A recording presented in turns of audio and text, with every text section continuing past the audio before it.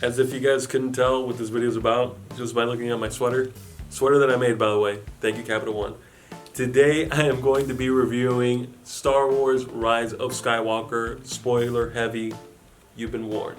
Now I was lucky enough to watch Star Wars this past Tuesday, and I wanted to kind of do a non-spoiler version of Star Wars, but I feel like there's no real way to talk about this movie if it doesn't have to do with spoilers.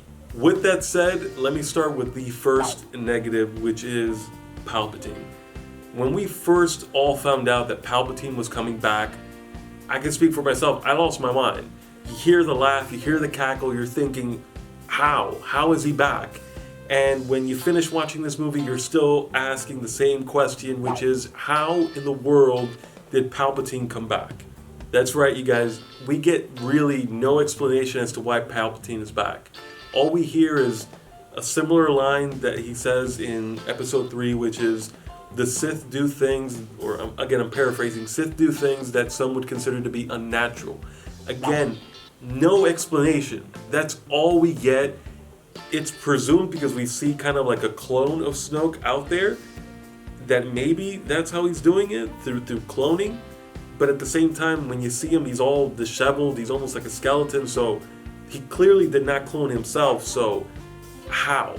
And the biggest issue with not knowing that is that we get introduced to Palpatine in the first 5 minutes, right? Kylo and Palpatine meet, and Palpatine gives him this promise, hey, you kill Rey, I'm going to give you this huge armada, and you're going to be able to take down the rebellion with ease. But the thing is, where the hell did you get that armada from? You know, like I know the galaxy's big and all, but somebody must have seen that armada somewhere, okay? And somebody must have said something that Palpatine was still alive all this time. So how do we not know that? How does he hide all of this? I don't understand that at all. Another negative that I really can't fault the studio or JJ or Kathleen Kennedy or anybody on is the use of Carrie Fisher in the movie. It's hard for me to even call it a negative, but because Carrie Fisher was not there to fulfill her role as Leia because of her untimely death, we don't really see Leia, teaching Rey how to use the Force. And she's supposed to be her master, right? Her teacher. And we're not seeing it because of that. So it's kind of hard to be there with Rey and understand how Rey harnesses her power if we're not seeing her train. Which then makes me question, why not instead change it, reroute it, and have Luke's Force Ghost train Rey? I feel that would have been better. That would have kind of fulfilled a lot of the wishes that people had that didn't like The Last Jedi, where we wanted to see the training in that movie. If we couldn't see it there, maybe we could have seen it here. But again, that's just, I don't know if they always had that vision that Carrie was supposed to train Rey. If that was the case, then, you can only do so much. Overall, the biggest negative that I have with this movie has to do with the lack of direction. The movie really had no sense of direction from Force Awakens to Last Jedi to the Rise of Skywalker.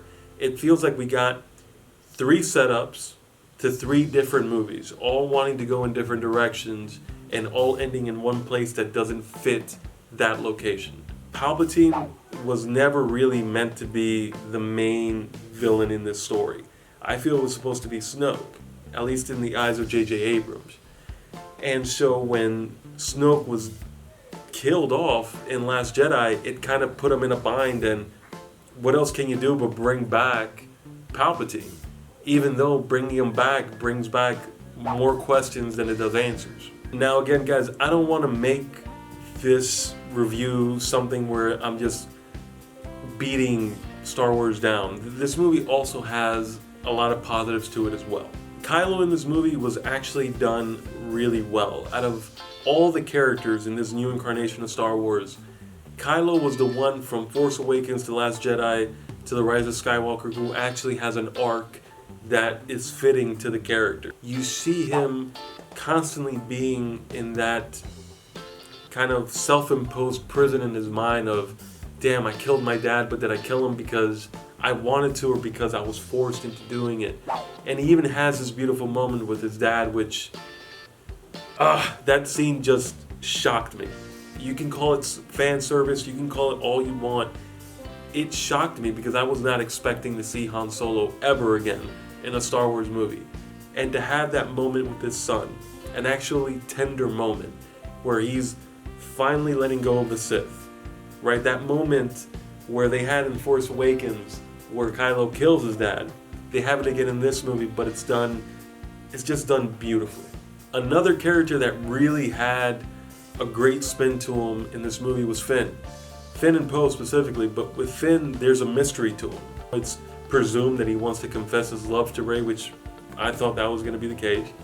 Yeah, I am a guy who wanted Finn and Rey to be together, so what? Alright, well, I digress. So, back to Finn, there's this constant mystery there. And it's assumed that what the mystery is that he's force sensitive. With Poe, we also get some great backstory. Again, this was a character that was at first supposed to be killed off in Force Awakens and has lived on to be a part of all three of these movies. And we see him in this movie actually having a backstory, having a love interest, having a lot of, well, not a lot, but a nice portion of his backstory kind of explained who he was, what he did before the rebellion. So, again, it was good to kind of see backstory with Poe. Visually, the movie is also very stunning. It's very beautiful. The meaning of the title of Rise of Skywalker actually has significance by the end of the movie, which I thought was a good little kind of final touch to the movie. Overall, though, I think this movie isn't perfect. This movie doesn't end Star Wars with a bang, but it also doesn't end it with a whimper. It's a good movie that I think the majority of Star Wars fans are going to enjoy. In regards to the future of the franchise, I actually think it's still bright. I think it's still gonna be okay at the end of the day. It's Star Wars, it's gonna be okay. This movie's still gonna make a ton of money. It's not gonna bomb. It's not gonna be an atrocious disaster. It's gonna be okay. What I think it needs more than anything else is a break. You know, take a few years, you know, kind of go back to the drawing board, actually come up with a story that has a beginning, a middle, and end that you can pluck any director you want, put them in there, and they're going to know, okay, the story has to be here, and go there, and kind of have that direction. If you have that direction, I think Star Wars is going to be fine.